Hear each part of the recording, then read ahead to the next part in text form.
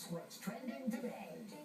Well, now to a blog that has caught the attention of a lot of parents, right, Natalie? That's right. Well, it was written by a mother of 5 who says she is the worst end-of-school-year mom ever. And apparently, it's a feeling shared by many moms and dads as our kids get ready for summer. We are limping across the finish line, folks. I tapped out somewhere in April, and at this point, it is a miracle my kids are still even going to school, confesses mom of 5, Jen Hatmaker, a sentiment that is resonating around the internet with moms who are also ready to shelve backpacks full of half-sharpened pencils and tattered notebooks. Her blog, which she called Worst End of School Year Mom Ever, precisely describes that mommy fatigue that seems to strike just as the school year begins to wind down. For example, by the time her son Ben needed a colonial costume in May, she points out, please note my scarf hanging out of the bottom of his vest as well as the soccer socks stretched over his Adidas pants. Just whatever, man.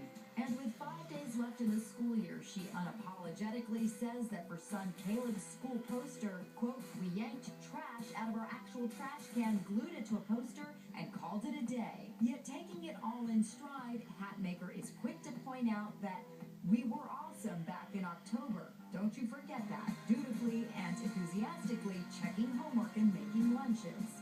And although the end of the year can become a challenge, when the school year starts up in August, moms are back on track. Well, more than 3,000 people have already commented directly on Jen's blog, including one dad who said, my wife and I really needed this. So Jen Hatmaker is here. Thank you so much for being here. Thanks for having me. So many people can relate. It's so funny. I don't know where you found the time to write this blog. That's a good question. So what made you want to write this? You know, I think I speak for most of us as we sort of careen into May and into June. We all care about our kids. We all care about education. But honestly, somewhere around end of April, early May, we're kind of over it. Yeah. So it was just that fatigue of the onslaught of emails and parties and trips and end-of-year letters, and it's endless. And so I just said, oh, we got to stop birthday that. party action, they all get crammed into the end of the year for all the summer birthdays. That's right. You got a great story about your son Ben, who needed a costume, right? And there's a certain point of the year where you don't know if you can drum up the energy to make it, right? Honestly. What did you do?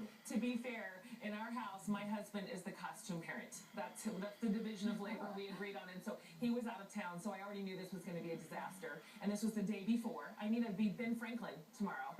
And then we just went, you know what? We're just going to piecemeal this together and hope that we lose the image one day. Well, great job. So how did you pull that together? I honestly wish that I could unsee that picture. I wish I could erase this from his childhood memory. Yeah, that's my scarf. And it's a fancy lace scarf. And those are his soccer socks and Adidas pants. And honestly, that's the best I can do. In all seriousness, do you think that schools require more of parents these days? Because I don't remember all these things like thank you cards to the teachers and all this stuff when we were kids. I totally agree. This isn't a scientific sampling, but I know I don't remember my mom being in my classroom ever. Yeah. And I've asked her this, Mom, did you do this? I don't remember you stressing out over school. And she said, absolutely not. If I would have brought my mom a project in 6th grade, she would have told me, I've already been in 6th grade. Yeah, you know, exactly. It's your turn. Good luck. It's your turn to be in 6th grade. Seriously, good luck, kid. When my parents were in the classroom, it's something had gone wrong. That was a bad thing. That's right. If your parents were in the class. Exactly right. You talk about cutting a deal with teachers. What do you mean? Bless the teachers' heart. This is not anti-teachers. I am for teachers. We're all tired. And so my feeling is we have worked our fingers to the bone to get past standardized testing in April, which the teachers have to work so hard to get our kids ready.